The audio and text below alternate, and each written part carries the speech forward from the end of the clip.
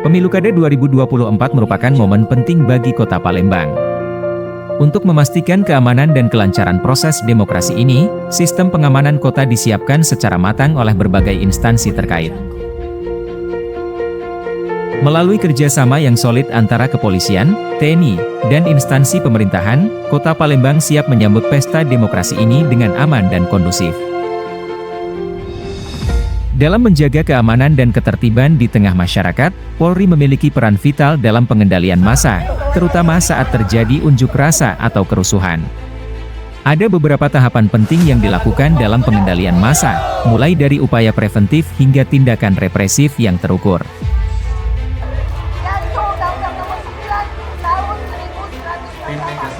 Tahap pertama adalah peran tim negosiator.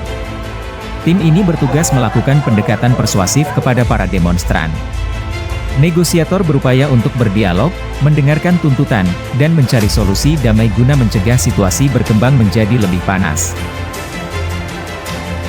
Jika situasi mulai memanas dan dialog tidak membuahkan hasil, dalmas awal atau pengendalian massa awal dikerahkan. Pasukan ini bertugas sebagai garis depan untuk menghadapi massa secara persuasif, namun tetap siap dalam menjaga ketertiban dengan menggunakan perlengkapan yang telah disiapkan. Jika situasi semakin tidak terkendali, dalmas lanjutan mengambil alih. Dalmas lanjutan memiliki peralatan yang lebih lengkap dan siap untuk mengambil tindakan lebih lanjut. Mereka bertugas untuk mengendalikan massa dengan langkah-langkah yang lebih tegas namun tetap sesuai prosedur.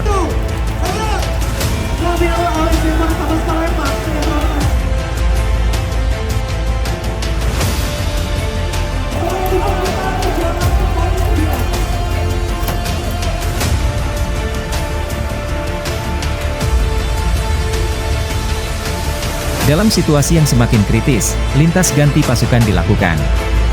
Pasukan PHH Brimob, penindak huru-hara, Brimob menggantikan Dalmas untuk penanganan lebih intensif.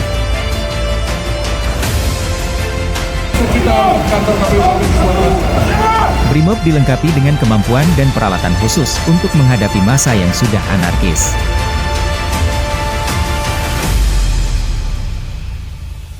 Dalam upaya menahan dan mendorong mundur massa, terjadi insiden di mana satu orang dari kerumunan terjatuh dan mengalami luka. Tim kesehatan dari Polresta Palembang dan Satbrimob segera mengevakuasi korban untuk mendapatkan perawatan. Massa yang semakin brutal dan tak terkendali memaksa PHH Brimob untuk mengambil tindakan tegas dengan menangkap seorang provokator yang diduga menjadi penggerak kerusuhan.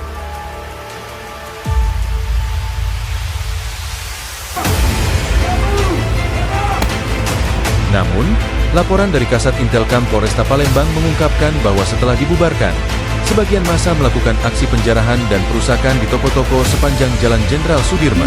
Untuk menghadapi situasi yang semakin memburuk ini, Detasemen 45 Anti-Anarkis Brimob tiba di lokasi dan melakukan tindakan sesuai prosedur yang berlaku. Unit anti-anarkis memberikan himbauan kepada massa, namun diabaikan. Dalam upaya menghalau massa, tim Volcano beserta kru melakukan tembakan peringatan. Meskipun demikian, massa semakin tak terkendali. Melihat hal ini, Komandan Den 45 Anti-Anarkis memerintahkan timnya untuk melakukan pengejaran dan penembakan dengan peluru karet menggunakan sistem tembak pantul yang tidak mematikan. Tindakan ini berhasil melumpuhkan 2 orang penjara yang terkena tembakan di bagian kaki.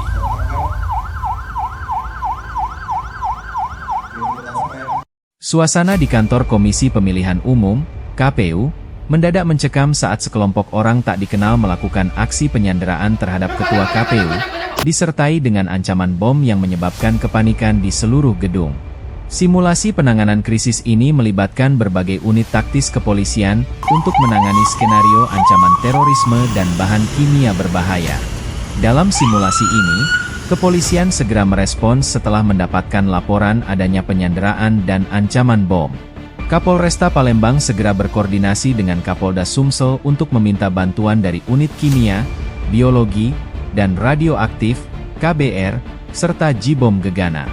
Atas perintah Kapolda Sumsel, Dansat Brimob menurunkan unit-unit tersebut ke lokasi untuk melaksanakan tindakan penanganan. Tim Wanteror kemudian bergerak menuju lokasi penyanderaan dengan formasi mendekati sasaran, sebelum melakukan penggerebekan dengan teknik close quarters battle, CQB. Dalam penggerebekan ini, tim berhasil melumpuhkan tersangka, mengamankan satu pucuk senjata, dan menyelamatkan sandera dengan selamat.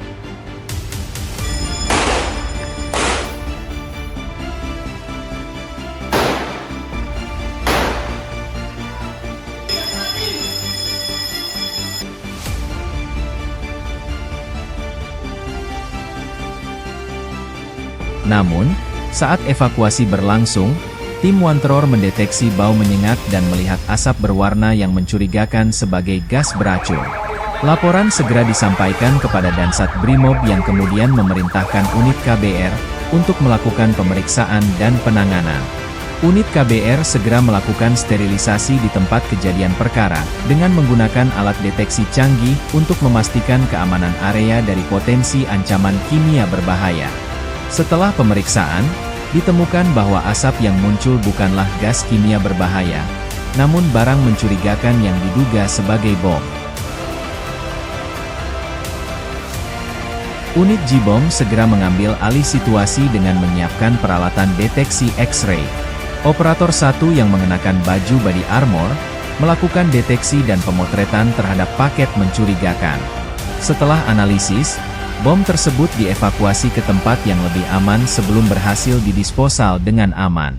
Dengan selesainya proses disposal bom, Kanit J-Bom melaporkan bahwa area di kantor KPU sudah dinyatakan aman. Simulasi ini menggambarkan kesiapan dan koordinasi yang kuat antara unit kepolisian dalam menghadapi situasi krisis, baik ancaman terorisme maupun bahan kimia berbahaya, demi menjaga keamanan publik.